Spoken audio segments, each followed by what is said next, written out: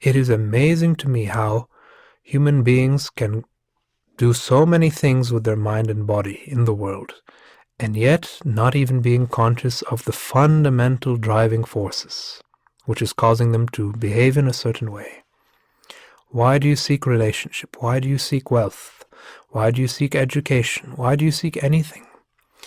At the end of the day, it is just for the sake of your own happiness and well-being. It is not even about that object. Do you get what I'm saying? Like right now, you're sitting in a room.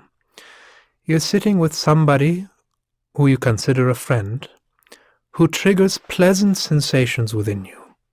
Now you want to be in his presence. I hope you don't have any enemies, but you're sitting in a room, somebody with whom you consider your enemy. He triggers unpleasant sensations within you. You don't want to be in his presence. It is not so much the object that you are seeking. You are much more interested in the reactions, the sensations that certain objects in the world trigger within you. So listening to a beautiful piece of classical music, it triggers feelings of calmness, quietness of mind, peace, contentment. That is what you are much more interested in. And all of that emerges from within. There's beauty in the world, but at the end of the day, it is the sensations and reactions that you're much more interested in than the actual objects themselves. Now, just assume that your reaction can be in such a way that what we are calling happiness and well-being is simply natural. It is an effortless expression of your being. You're no longer seeking happiness. Happiness is just the very chemistry of the brain.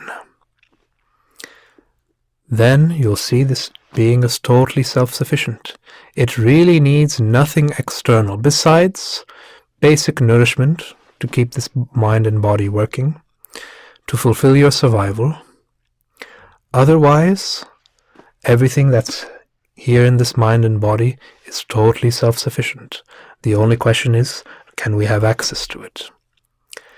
If you have access to it, there's unimaginable wealth, cosmic wealth that you're carrying here. When I say cosmic wealth, I mean every realm of the universe is at work here, from the finite to an infinite. That's not just here. You take any object around you at random. You look at a tree, you're not just looking at a tree. You look at a mountain, you're not just looking at a mountain. You look at a candle flame, you're not just looking at a candle flame. You look at an ant, you're not just looking at an ant. It is the whole universe that is working through the ant, the candle flame, the mountain, the tree. That is what it means to have a holistic perspective.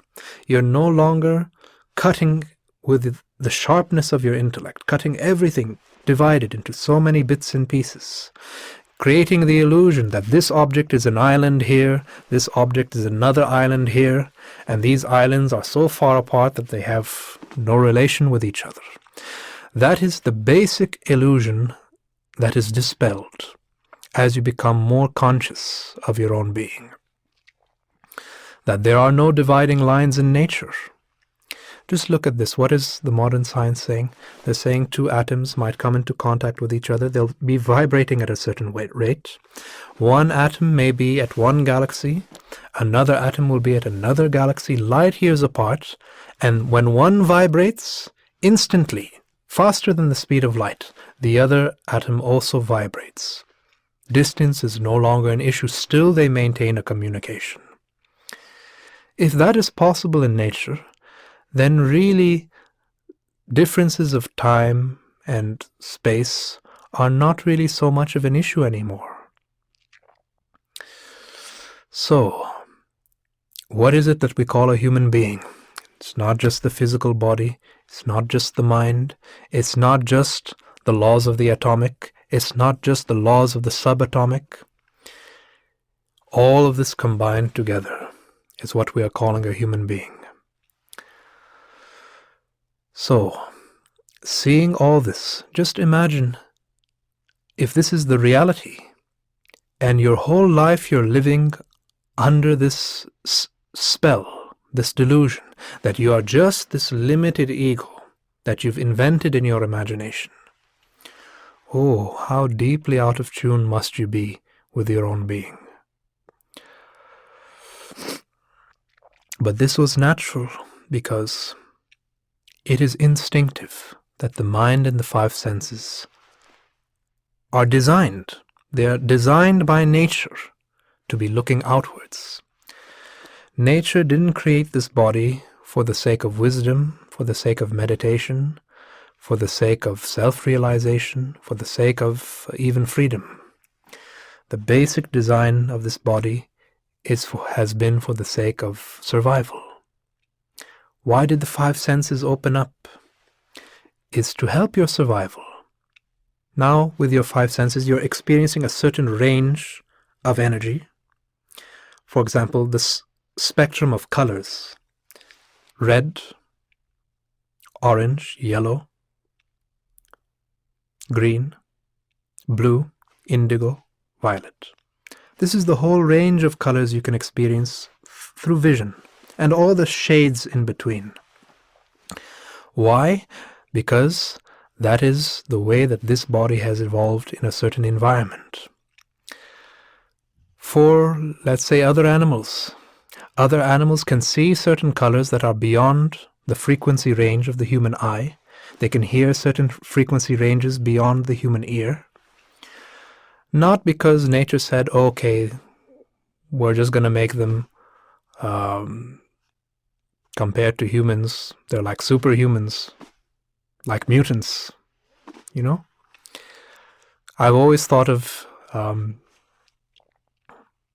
if you took a dog, for example, the dog has, in terms of intelligence, he has the intelligence which is pretty similar to a three-year-old human child.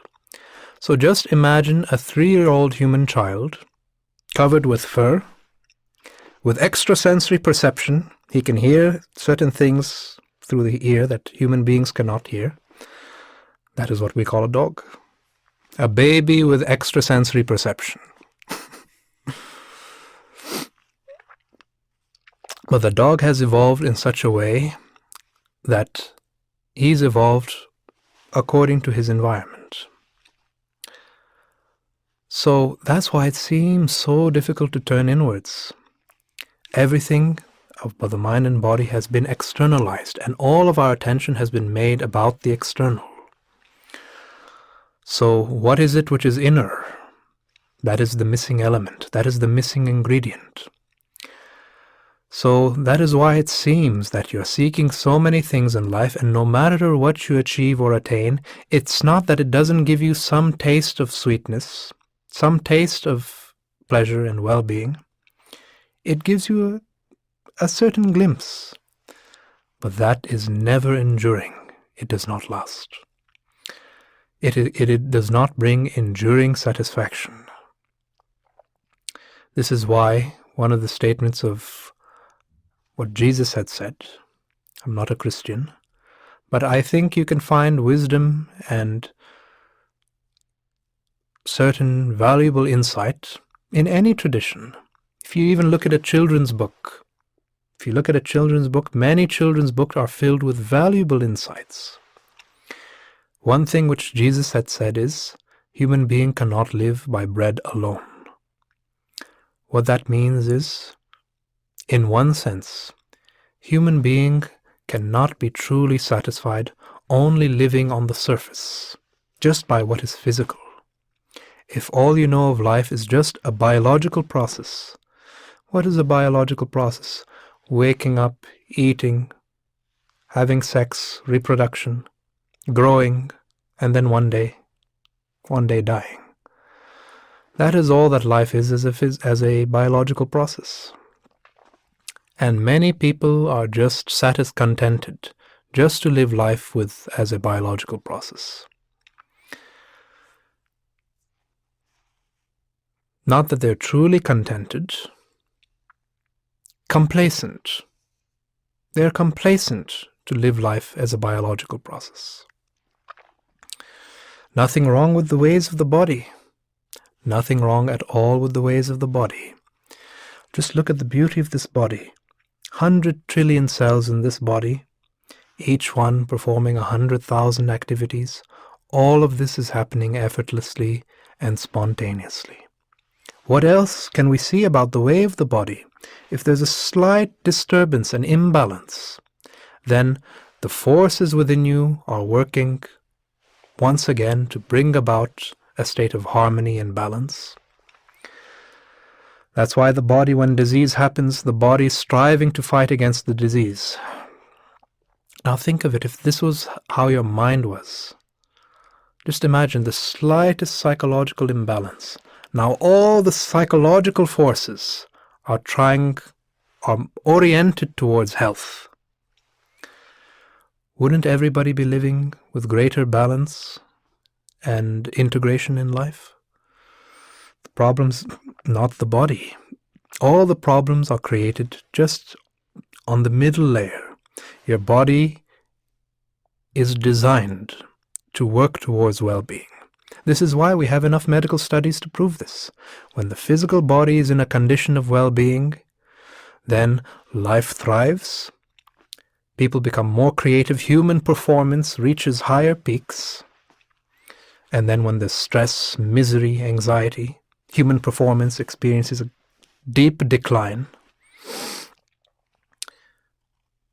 So your body is striving towards well-being. Your original nature is pure nature itself that must be in the direction of well-being. Just this middle layer is a problem, which is the mind. And the basis of what I would call even some of the most basic ingredients for well-being is this greater quietness and calmness of the mind. If we do not know what is greater quietness and calmness of the mind, then when we're encountering certain things in the world, it becomes all too easy to become entangled. When you have quietness and calmness of the mind, your mind is just like the calmness of the lake that I have told you about. And what is it that brings clarity? You need a transparent lens, a clear reflecting surface, which is like a mirror. You bring anything in front of the mirror doesn't judge. It simply reflects the reality as it is. So, if we were to think of the mind like a lake, what is happening on the surface of the lake? Ripples, vibrations. These are thoughts, emotions, mental impressions. But like any lake, this lake has multiple depths. Conscious mind, subconscious, unconscious mind. What is it which is your original nature of mind? It is that which lies at the very depths of the lake. Now, if you try to look at your reflection in running water, this water does not reflect. If you want to see your original face, the water must become totally silent. Then your mind is just like a mirror. So, bringing it on a very practical level, this mirror-like quality is only possible if we begin to approach our life more consciously, with a deeper sense of attention. Hearing is not just hearing. Hearing is nothing more than mechanical process, sound waves entering into the ear, being interpreted by the brain, all of that which requires nothing else except a mechanical process. But listening is of a totally different nature. It is hearing combined with a fire of attention. And when you're listening, there's nothing else except this moment. The sound of the leaves, the sound of running water. Listening, by nature, comes from a deep sense of communion. You're not just hearing, you're alive in the listening. You've become the sound of the running water. You have become the sound of the wind. You have become that. There's no division in your experience between me, the observer, and the observed. Looking at the candle flame, if your attention is totally absorbed, you are the candle flame. There's nothing else that exists except the candle flame. And this is the beauty of attention. It can be implemented into any area of life. Walking, but walking with a fire of attention within you, that becomes walking meditation. Lying down, but lying down with your whole consciousness, this becomes lying down meditation. Sitting with, not as an ego, not as an identity, just as an open field of pure consciousness, this becomes sitting meditation. In fact, the word for sitting meditation in Zen, one of the words for it is shikantaza. And shikantaza, it literally means just sitting. Just sitting, nothing else. There is no method. It's known as a methodless method. There's no technique to follow. There's no practice. The most instruction that is given is you just simply try to sit in a meditative posture, because that will help to create a certain condition in the body that can facilitate a meditative awareness. Otherwise, there's no method, there's no practice. You are just sitting as pure being, pure consciousness itself. So,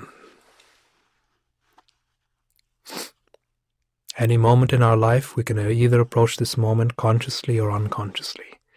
A human being doesn't suffer in this world because he's done good or bad, right or wrong, which are just relative concepts. Sex before marriage among Christians, it is seen as a sin. Not so for an atheist, right?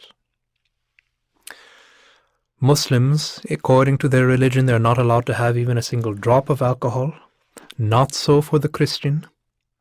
Not so for perhaps a tantric practitioner in the East, where they will drink wine in their ceremonies. What we consider good and bad, right and wrong, are just our own identifications. What do we like? What do we dislike? What do we value? What do we not value? For example, for you it is a very good thing that you are breathing. But that is not so for the millions of microorganisms that are being killed every moment with each breath. If you have a tumor in the brain, first thing you want is, if it can be done, you want immediate surgery. But the cells of the tumor of the brain, all they want is just growth, expansion. For them, they're just seeking a home. They're just seeking a home to reside in. But that's a horrible thing for you, right?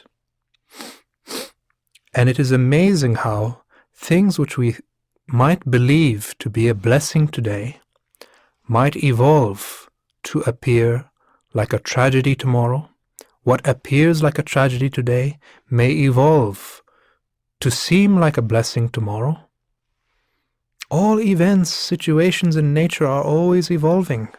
Perhaps something happened to you which was contributing to your well-being, but it actually came at the loss of somebody else. Somebody else had to suffer so that you can have a taste of well-being.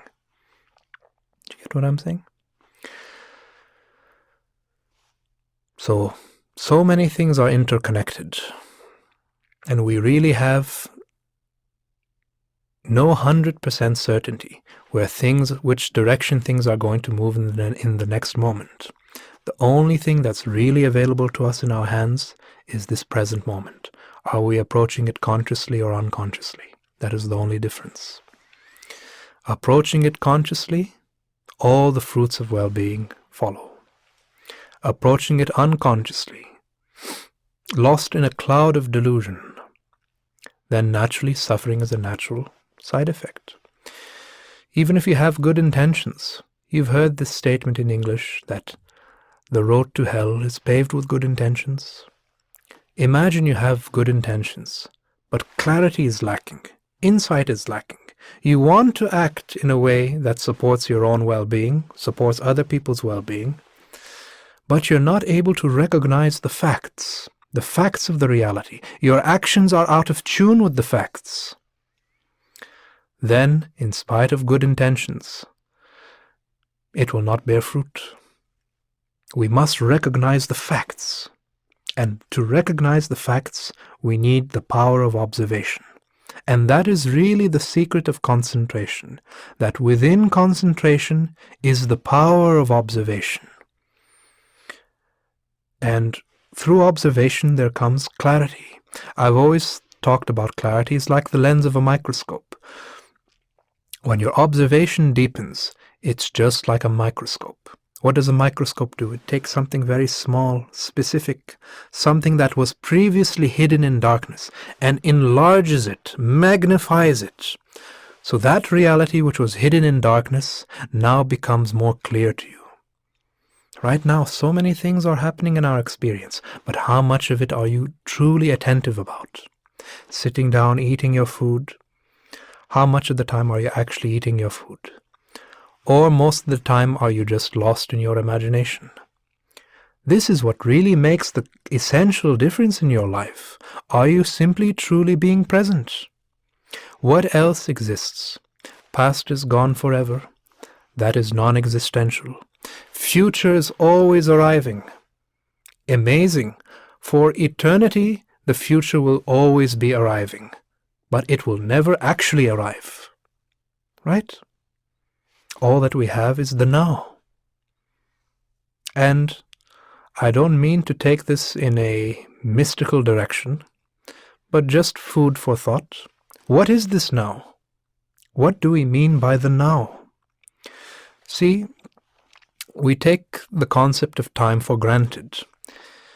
Everybody assumes they know what is time. You ask any person on the street, what is time? Everybody has a concept of time. And when we say 5 minutes, we usually think this means 5 minutes for everybody, everywhere in the universe. But what is time? If the past is gone, the future does not even arrive. What is the now? How long does the now last? Is it 1 second? 1 second is traveling a certain distance, right? Is it half a second? That's also traveling a distance. Is it a nanosecond, just a millionth of a second? That's also traveling a certain distance. What is found in yoga is if your attention is absolutely absorbed in this thing that we're calling the now, the phenomena of time ceases to exist. When the mind is totally silent, there's only the breath of the timeless. I'm only mentioning this to show that even simple, everyday, basic realities, which we are accepting as for granted as true, we don't even question them, because they're so close. They are so close that it's easy to overlook it. Also, your own nature is so close. It is closer than close. If I were to hold my hand at two hands at a certain distance, if I were to bring the palms of my hands closer and closer and closer and closer, if I were to put both palms together in the gesture of namaskar, that is a distance, but it's even closer than that. It's closer than close. You are that. So if you are that, if you are the truth of your being, then how can you grasp it? How can you pull it outside of your being, externalize it, make it objective, and then say, oh, this is what it is? That would be just like a mirror trying to jump outside of itself and reflecting itself. Do you get what I'm saying? Your nature cannot be known as an object. It is not an object. If it is an object, there must be the one who's witnessing the object. Right? The subject and the object. It is not something that can be known as an object. What I'm trying to suggest is the truth is beyond knowledge. The mind can look at things from many different angles, from many different perspectives, none of which is truly capable of grasping the truth. It's just like, this is what the intellect will do. There's a vase right here next to me. I will take this vase, smash it. It'll be fragmented into smaller pieces. I'll take those smaller pieces, fragment it even more, breaking it down into even smaller and smaller pieces. And like this, because it's the nature of the intellect to divide. Its action is division. It goes on cutting things into smaller and smaller bits and pieces. But to bring all the pieces together, to see that vase as one whole, is something the intellect is paralyzed to do. Its nature is to divide. It's not a unifying force. So because of this, we have so many different philosophies in the world, so many different traditions, so many different outlooks, different opinions, interpretations. Maybe some of those opinions and interpretations have elements of truth, fragments of truth. But it can never grasp the full thing, right? Is not knowledge by nature always limited? And whatever you know, there's always a vast ocean which is unknown. And because of that vast ocean that's unknown, only then is there a process of growing, expanding your knowledge, expanding your understanding. Just imagine if you could reach a point of absolute knowledge. It would be a kind of death. Knowledge must have firm boundaries. So, what I'm saying is, if one wants to be receptive to truth, one must drop the attachment to knowledge. It is not something that can be known through knowledge, but more through a beginner's mind. There's one well-known statement in Zen. In a beginner's mind, so many doors of possibility are open to explore, but in the mind of an expert, his vision has become narrow. There's very few realms to explore. That's the wisdom behind the statement of Socrates. What did Socrates say? All that I know is that I know nothing. So, and when you remain with a beginner's mind, just see, your mind always remains spontaneous, fresh, uncorrupted by the ways of the past. Right? This freshness, this spontaneous way of being, is much more in tune with truth and with the way of the creation than all the brilliant philosophies, theories, and explanations that your mind can create.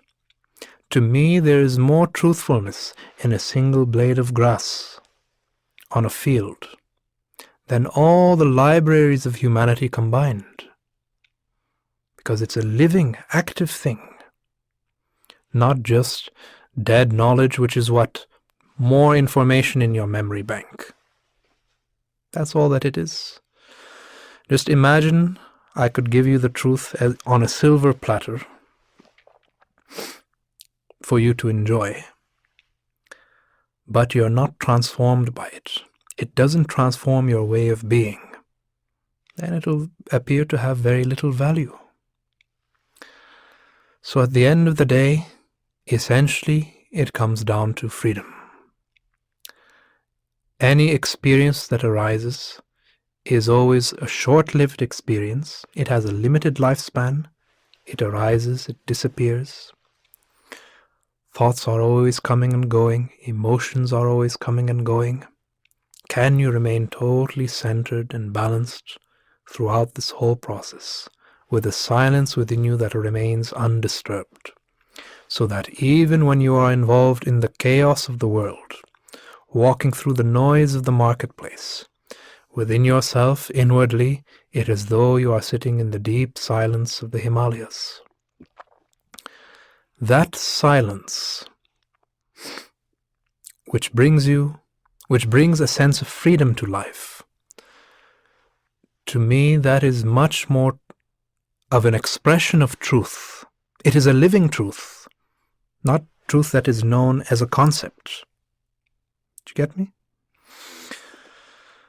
So then, if you are the living truth, you're just simply a force of nature, not different than the trees, not different than the mountains, not different than this galaxy, not different than the solar system.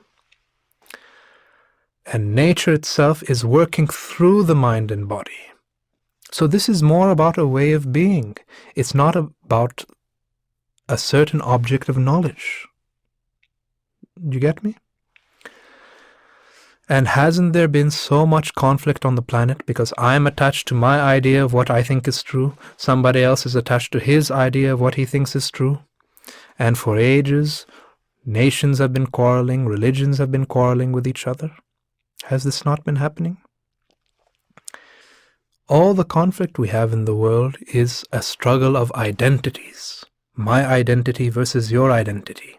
Whatever threatens my identity, that thing will become an enemy. Just to give you a simple example of this, I don't doubt that many parents have genuine love, kindness, affection for their children. I don't doubt that. However, their sense of love is coming mostly from their identification. So, looking at their child, what is it that they love? They love more. What is the concept of the child? What role is this child going to play in my life? Not what the thing is, not what the child is in itself. How much energy has been involved from the universe in producing this child? The amount of energy that has been involved is inconceivable. But you don't love what it actually is. You love the concept. What role will this child play in my life? Now, if you love the thing as it actually is, as a phenomena of nature, would you not have love for all the children in the world? You will just see them all as expressions of the same reality. Right? But I love my children, this is my tribe, this is my family. Somebody else is thinking in the same way.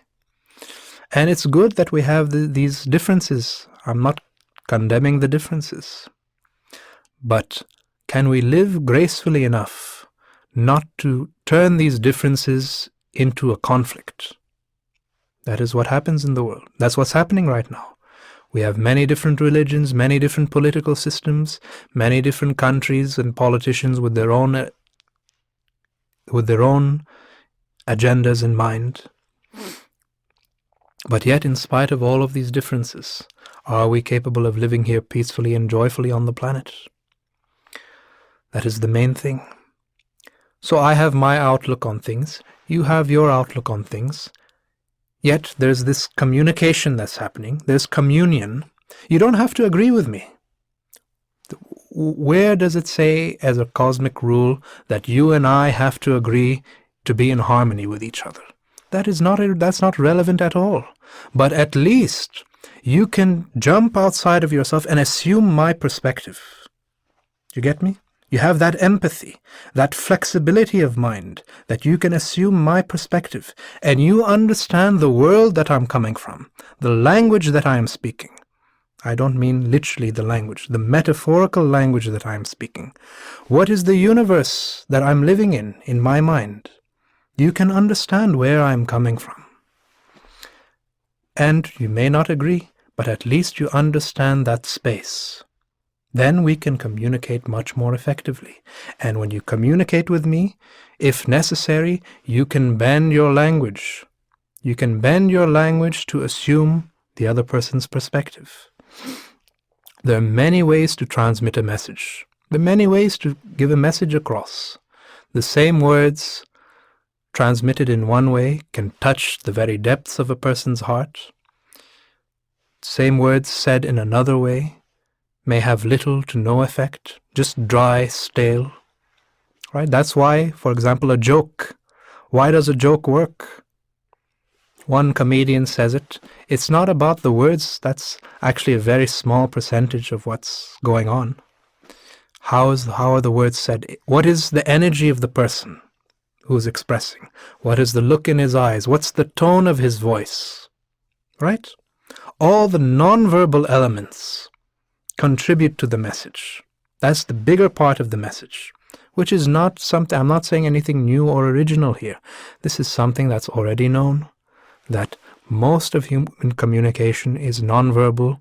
What little part of it, which is verbal, is just scratching the surface. Right? So that flexibility of mind, that in the diversity of nature, you can still see the union. And in union, there is diversity. Some people only focus on the diversity, but they are forgetful of the union that exists in the diversity. Then there is conflict. Then the divisions become a problem. Did you get me? In a way, that's the whole essence of yoga. You see the diversity of nature, but you also perceive the union that's there in diversity. And if this is a living reality for you, then your whole being is aligned with the universe. Right here and now, even if death arrives in the next moment, you're living with such intensity, such total involvement, that you have no problem dropping the body in the next moment. Just look at this. This is the reason why a lot of people are seeking a meaning to life, that it must have some absolute purpose, it must have some absolute meaning. The reason is that they're not truly living. Why? Life itself, just the fact that you're alive, is not self-sufficient. It needs something more to it. Which is, by the way, that's a good thing. You're born as a human being, your intelligence is active. It's taken millions of years to evolve this intelligence, right? I don't think nature has evolved it in you without a good reason. It is creative. Unlike all the other forms of life on the planet, only the human being is capable of asking the question, who am I? What is the meaning to my life? Right? That is what makes a human distinct from all the other creatures on the planet. The question is useful, and we need the question. But don't assume that the question has an absolute answer. The question is useful, I'm saying, for you to dig deeper. Continue digging deeper.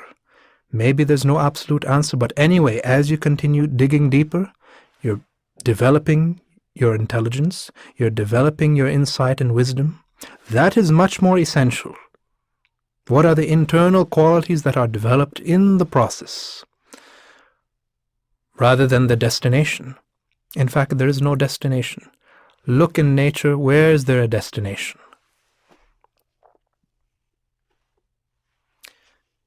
You know, the modern physics is suggesting something which is known for ages in yoga, that the universe is without beginning and without end.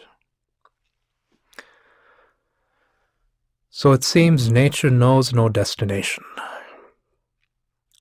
So, if you are truly peaceful and contented in this life, would you feel the need that it must have some absolute purpose?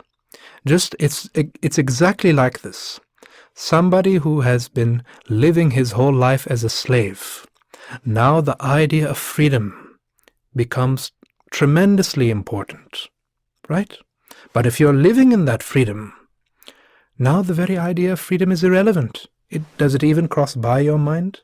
What is freedom? What is the meaning of freedom? The very process of freedom is self-sufficient. Do you get what I'm saying? So living itself becomes self-sufficient. If you want to give it a meaning, fine. That is the meaning, just simply to live. And what happens beyond death of the body, that is totally irrelevant if you've been living your life truly peacefully and at ease. And the way that we will die, the way that we will leave this body, will be exactly a mirror reflection of the way that we have lived our life. If we've been living our life out of fear, anxiety, a series of attachments, and your mind has been so trained into the way of craving, then when that moment comes to drop the body, how else is there to be except to live in, except to panic and approach things out of fear? Future is totally uncertain. That's why many people, when time comes to drop the body, they go through certain stages. A lot of them pass through through resistance. They're unwilling to let go. And the difficulty of letting go, you've not been letting go for your whole life. Now, either you consciously let go, or anyway nature will do what it must do. But by that time, I will not say it's too late, because transformation can happen in an instant, if the atmosphere is right. But condition doesn't seem to be supportive. A lifetime of ignorance, when the time comes to drop the body, the same ignorance must prevail. However, if you've been living your life peacefully, joyfully, with awareness, then when the time comes to drop the body, you'll know how to die gracefully. To know how to die gracefully, that is one of the peaks of living this life, because all the moments have been leading up to that one moment. It is the sum total of all those previous moments. Did you get me? So, there's no separation between the art of living and the art of dying.